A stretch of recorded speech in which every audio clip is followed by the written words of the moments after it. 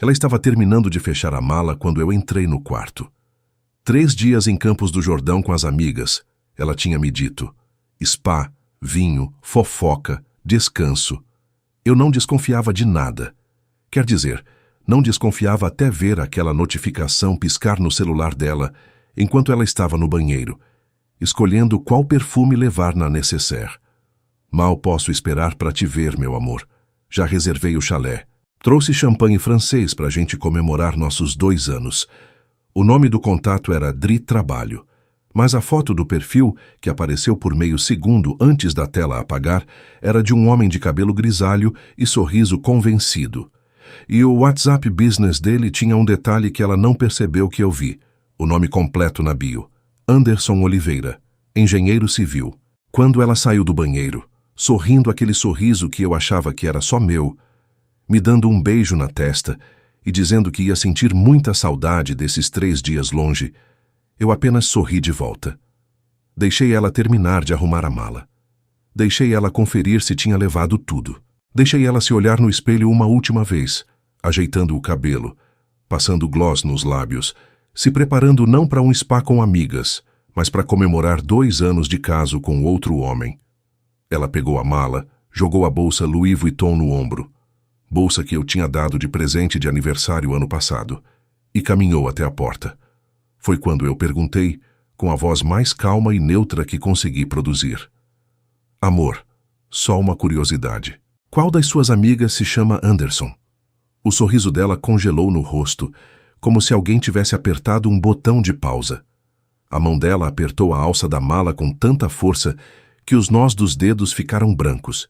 E foi ali, naquele silêncio de 4 ou 5 segundos, que pareceu durar uma vida inteira, que eu entendi que os últimos 8 anos do meu casamento tinham sido uma farsa elaborada. Meu nome é Rafael Mendes, tenho 36 anos e trabalho como especialista em segurança da informação para uma multinacional de tecnologia com sede na Faria Lima, em São Paulo. Sou o cara que as empresas chamam quando precisam descobrir vazamentos de dados, rastrear invasões em sistemas, recuperar informações deletadas que alguém achou que tinha apagado para sempre. Irônico, não é? Eu passava os dias protegendo os segredos corporativos dos outros, descobrindo fraudes digitais, rastreando criminosos virtuais, enquanto minha própria esposa mantinha uma vida paralela inteira debaixo do meu nariz, no celular que ficava a menos de 1 metro de mim toda noite. Durante 8 anos eu fui o melhor investigador digital de São Paulo e o pior investigador da minha própria vida. Conheci a Beatriz em novembro de 2015, numa festa de aniversário de 30 anos, de um amigo em comum chamado Maurício, num bar descolado da Vila Madalena. Eu tinha acabado de ser promovido a analista sênior na empresa. Meu salário tinha dado um salto considerável, e eu me sentia pela primeira vez na vida como um adulto de verdade. Ela tinha 26 anos, era recém-formada em administração de empresas pela Mackenzie, trabalhava numa empresa de eventos corporativos no Itaim. Tinha um sorriso que parecia iluminar o bar inteiro quando ela ria. Naquela época, Beatriz era magra, usava pouca maquiagem, vestia roupas simples mas elegantes. Tinha um jeito tímido de falar que me conquistou na primeira conversa. A gente ficou a noite toda conversando num canto do bar, descobrindo coincidências bobas. Os 2 gostavam de sushi, os 2 tinham medo de avião, os 2 sonhavam em conhecer a Itália. Quando o bar fechou, às 3 da manhã, eu pedi o número dela com o coração batendo tão forte que eu tinha certeza que ela podia ouvir. Ela sorriu, pegou meu celular, digitou o número e salvou com um emoji de coração do lado do nome. Naquela noite, voltando de Uber para minha kitnet na Barra Funda, eu já sabia que tinha encontrado a mulher da minha vida. Beatriz largou o apartamento que ela dividia com 2 amigas em Pinheiros e trouxe as coisas dela para minha casa. A gente se casou em dezembro de 2016, numa cerimônia pequena num cartório do centro, seguida de um almoço para 50 pessoas num restaurante italiano na Augusta. Minha mãe chorou de emoção. O pai da Beatriz, seu Geraldo, um comerciante aposentado de Mauá, fez um discurso sobre como ele estava entregando a filha dele para um homem de bem. A mãe dela, Dona Neide, me abraçou e disse que eu era o genro que ela sempre sonhou. Naquela época, eu acreditei em cada palavra. Eu trabalhava de segunda a sexta, às vezes levando trabalho para casa no fim de semana. Ela crescia na empresa de eventos, começou como assistente, foi promovida a coordenadora, depois a gerente de projetos. A gente viajava nas férias, Natal em Porto de Galinhas, Réveillon em Paraty, feriados prolongados em Campos do Jordão ou Monte Verde. Jantava fora todo sábado, geralmente em restaurantes japoneses, que era a paixão dela. Íamos ao cinema quase toda semana. Fazíamos compras juntos no supermercado domingo de manhã. Era uma vida de casal de comercial de margarina, e eu não via nada de errado nisso. 220 metros quadrados, 3 suítes, varanda gourmet com vista para a cidade, 2 vagas de garagem. O prédio tinha academia, piscina, salão de festas. Era o tipo de lugar onde eu achava que só gente rica morava. E, de repente, eu era essa gente. Beatriz ficou louca com o apartamento. Passou meses decorando, contratou uma arquiteta de interiores, escolheu cada móvel, cada quadro, cada planta. O apartamento ficou digno de capa de revista. E eu, ingenuamente, achava que ela estava investindo na nossa casa, no nosso futuro, na família que a gente ia construir. Depois, quando já estávamos estáveis, ela disse que queria primeiro crescer mais na carreira, que não era hora de engravidar, que filho demandava muito tempo e ela não podia desacelerar agora. Eu entendia. Eu sempre entendia. Sempre relevava. Sempre esperava. Quando completamos 5 anos de casamento, eu toquei no assunto de novo. Ela desconversou. Disse que a gente podia pensar nisso mais pra frente, que ela não se sentia pronta, que talvez daqui a 2 anos. Mais 2 anos passaram e o assunto continuava no mesmo lugar. Eu comecei a perceber que os filhos nunca iam vir, mas não tive coragem de confrontar a realidade. Era mais fácil continuar fingindo que estava tudo bem. Beatriz foi ficando mais distante, mais fria, mais ausente. No começo eram coisas sutis que eu nem notava. Ela passou a trabalhar até mais tarde, chegando em casa às 10, 11 da noite, alegando que os eventos corporativos exigiam isso. Passou a viajar mais a trabalho. São Paulo para Rio, para Belo Horizonte, para Curitiba, sempre para acompanhar eventos de clientes importantes. Passou a cuidar mais da aparência, frequentar a academia todo dia, fazer procedimentos estéticos que antes ela achava frescura, comprar roupas caras, bolsas de grife, sapatos importados. Eu achava que era só ela se sentindo mais confiante, curtindo o padrão de vida novo.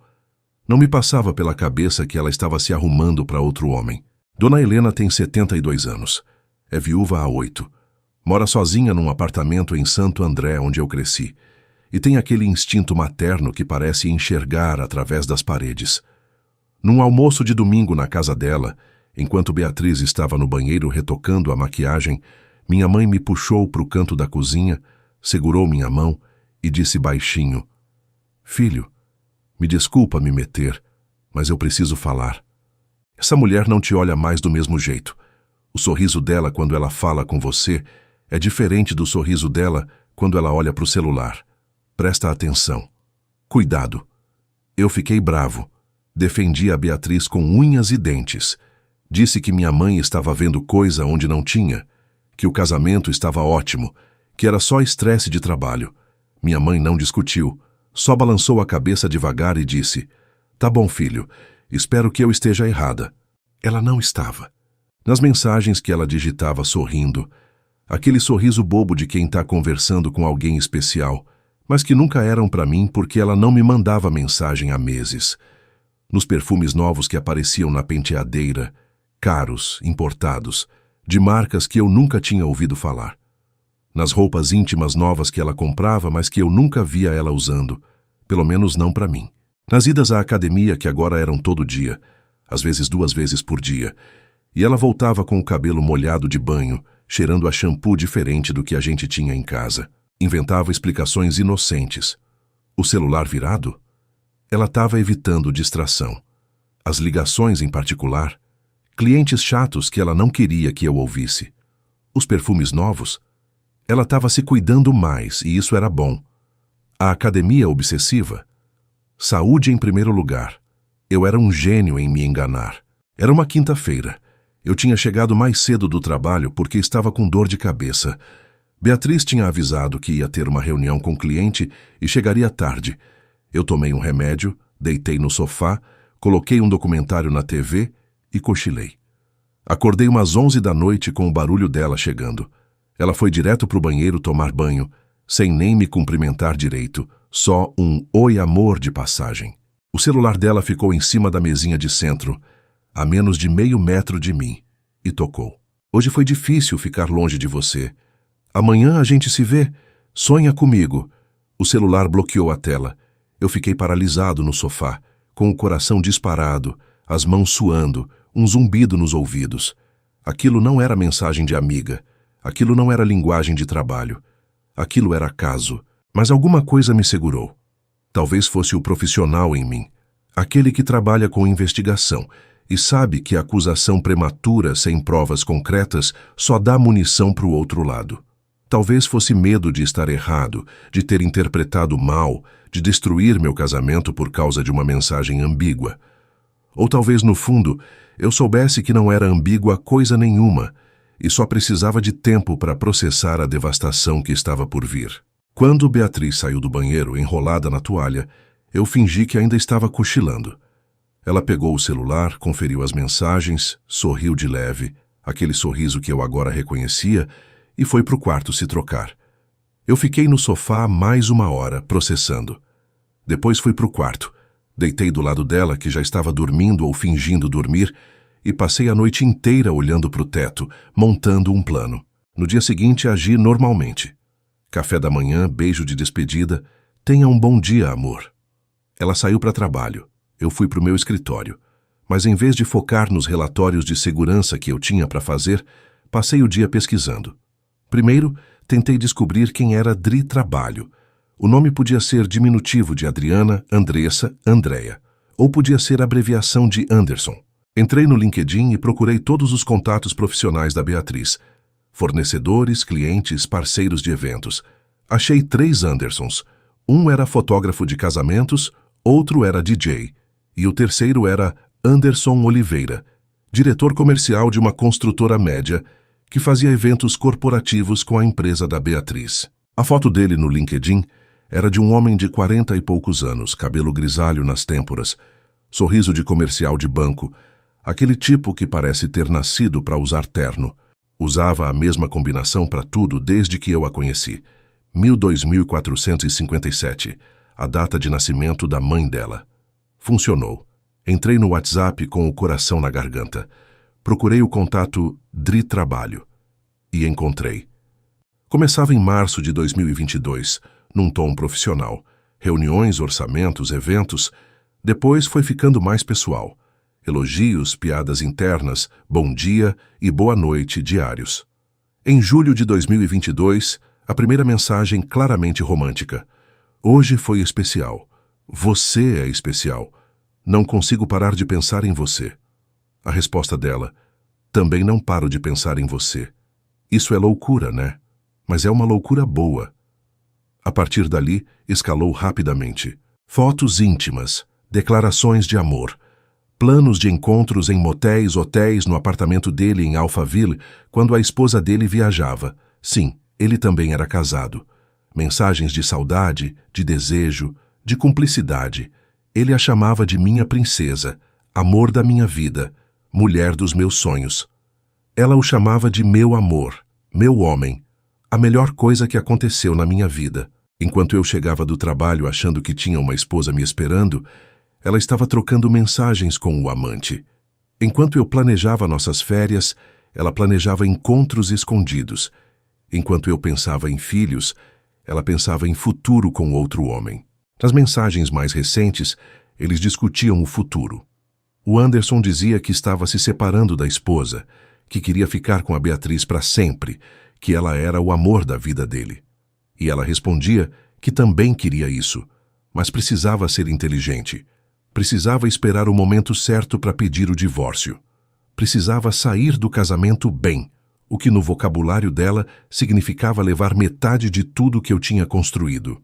Ela mencionava o apartamento do Itaim, os investimentos, o carro, como se fossem dela por direito. E ele concordava, Dizia que ela merecia, que o Rafael, ela falava meu nome pro amante dela, era um bobão que não dava valor para ela, que ela merecia muito mais. Chorei de raiva, de humilhação, de tristeza, de decepção comigo mesmo por ter sido tão cego.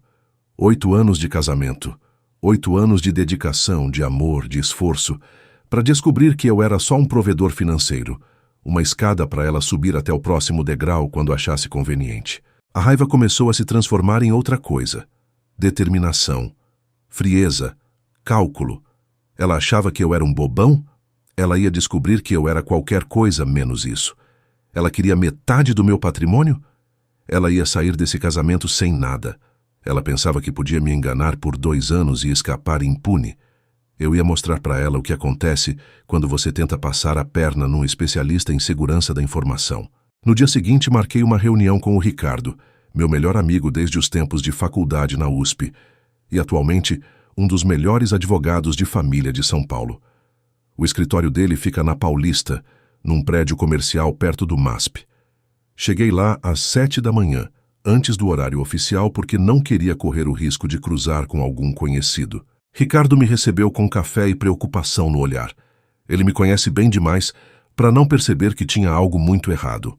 Mas pelo lado prático, o que você tem aqui é ouro. Traição comprovada muda completamente o cenário de qualquer processo de divórcio. Se ela entrar pedindo partilha de bens, a gente pode usar isso para derrubar as pretensões dela.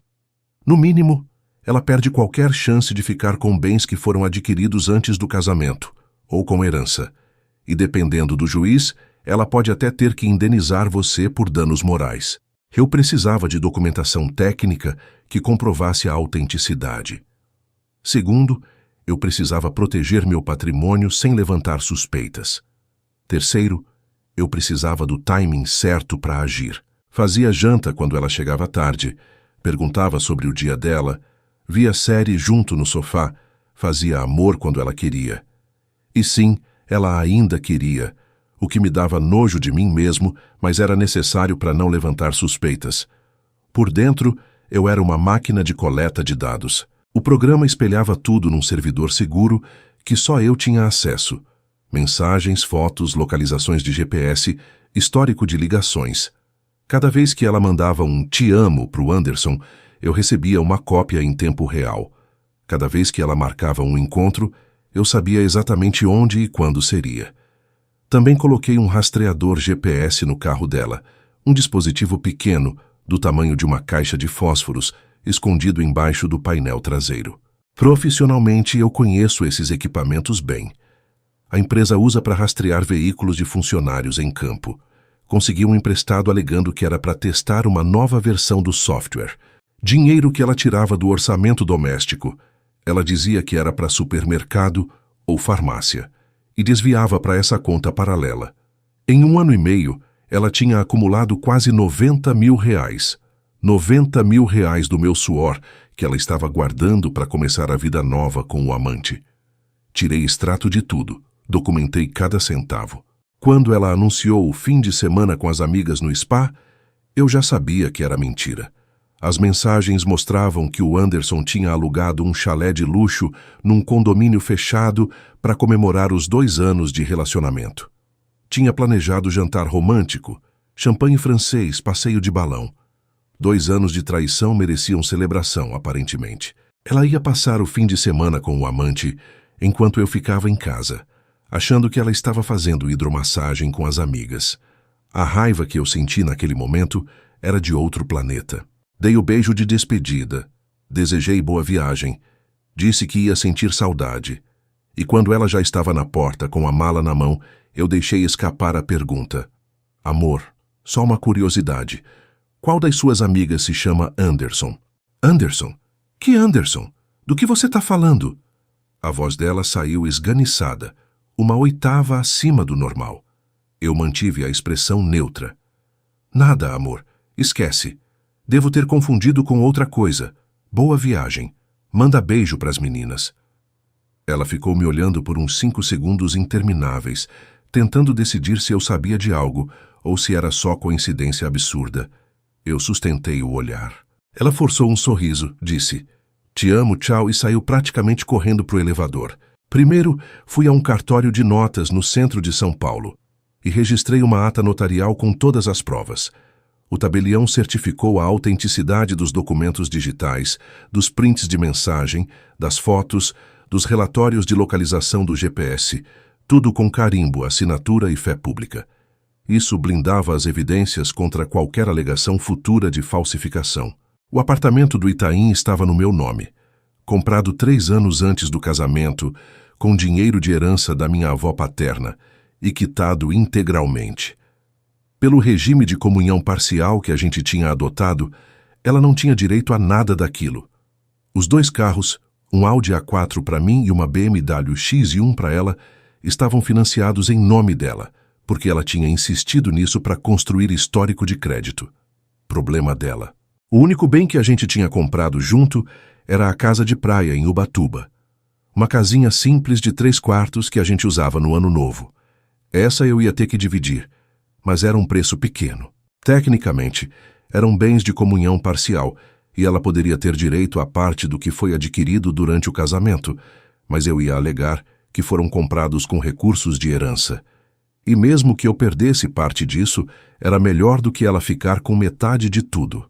Com os recursos que eu tinha e as habilidades da minha profissão, consegui levantar a vida inteira do sujeito em menos de 1 semana. E o que eu descobri foi revelador. O Anderson não era o empresário bem-sucedido que ele fingia ser.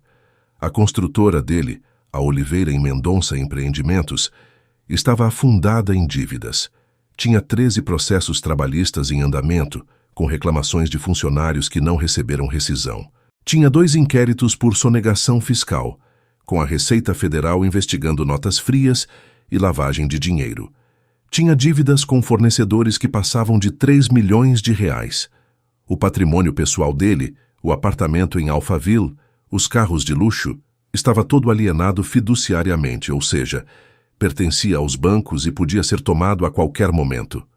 O cara era um castelo de cartas prestes a desmoronar. E a Beatriz, na ilusão de que estava trocando de vida para melhor, estava prestes a se amarrar num naufrágio. Vespa foi maravilhoso, as meninas mandaram beijo. Ela veio me abraçar. Eu deixei.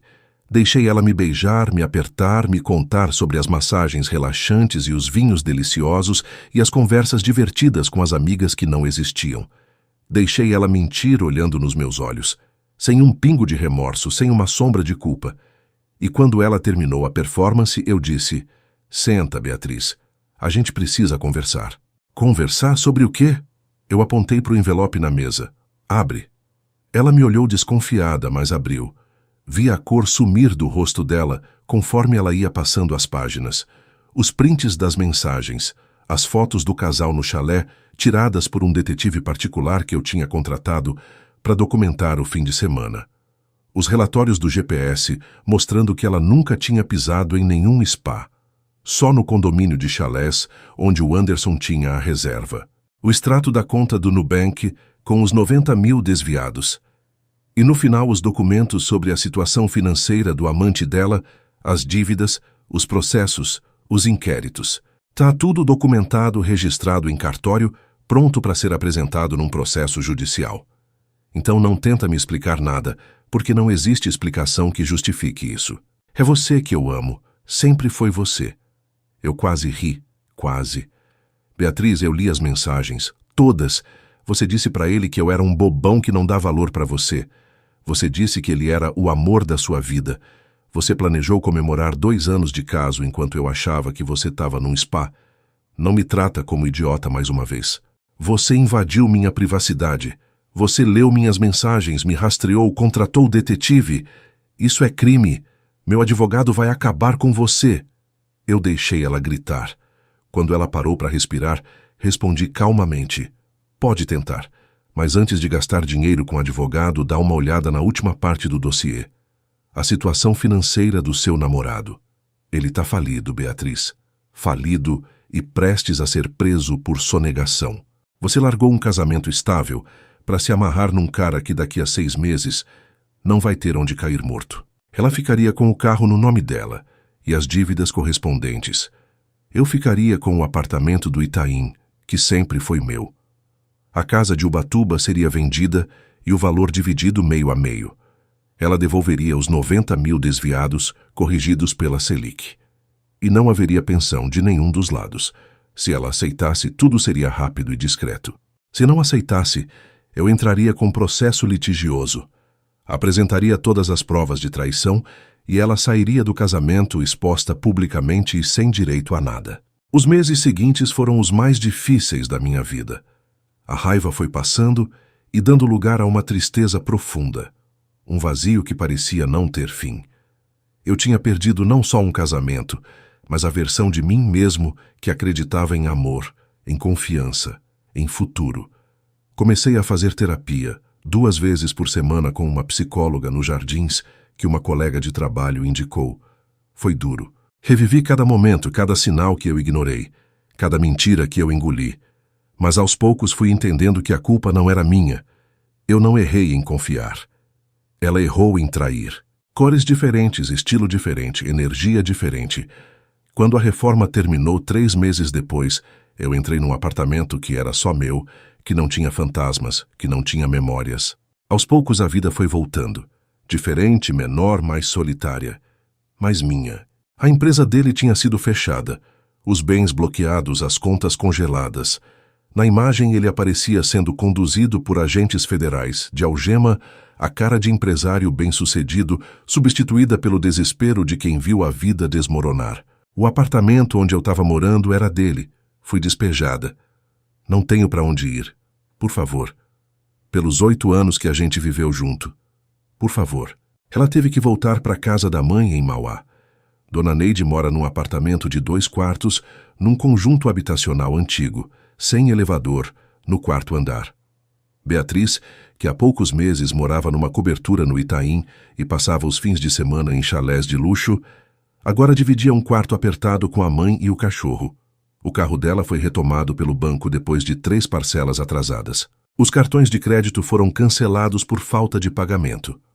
Os 90 mil que ela tinha juntado e teve que devolver para mim foram embora em advogados e dívidas. Ela conseguiu um emprego como assistente administrativa numa empresa de eventos menor, ganhando 1/3 do que ganhava antes. A vida de princesa acabou. E a culpa foi toda dela. Conheci uma mulher chamada Fernanda, num curso de fotografia que eu resolvi fazer por hobby. Ela é arquiteta, tem 34 anos, é divorciada também. O ex-marido dela foi embora com a secretária, história parecida. A gente se entendeu de um jeito que eu não achei que fosse possível depois de tudo que passei. Fernanda é o oposto da Beatriz. Transparente, direta, honesta às vezes até demais. O celular dela vive jogado em qualquer canto, sem senha, sem segredos. Quando ela vai viajar, eu sei exatamente para onde, com quem e por quanto tempo. Não porque eu exija, porque ela faz questão de contar. Certo, filho, essa sim. E pela primeira vez em muito tempo, eu concordei com minha mãe sem reservas. O que eu aprendi com tudo isso? Que confiança é importante, mas atenção também. Que ignorar sinais claros não é ser confiante, é ser covarde. Que quando alguém te mostra quem realmente é, você tem que acreditar na primeira vez. E que vingança fria, bem planejada, é muito mais satisfatória do que qualquer explosão emocional. Beatriz na porta, mala na mão, sorriso de quem achava que ia me enganar mais uma vez. A pergunta: qual das suas amigas se chama Anderson? E o silêncio. Aqueles segundos eternos em que o casamento de 8 anos morreu entre nós dois. O Anderson, segundo a última notícia que eu vi, pegou 6 anos de prisão em regime fechado e ainda responde a outros processos. A Beatriz, segundo os amigos em comum, está namorando um cara que conheceu no Tinder, um vendedor de carros usados de Santo André. Ela posta no Instagram fotos editadas tentando parecer feliz, sempre com legendas sobre recomeço e força feminina. Os amigos dela dos tempos de Itaim sumiram todos. Ninguém quer se associar com a ex-amante de um preso. Não foi ela ter perdido tudo. Não foi nem o Anderson ter ido preso. A maior vingança é isso aqui. Eu construí uma vida melhor, mais honesta, mais feliz, enquanto ela colheu exatamente o que plantou. Para se sua esposa disser que vai viajar com as amigas, presta atenção nos nomes. Anderson,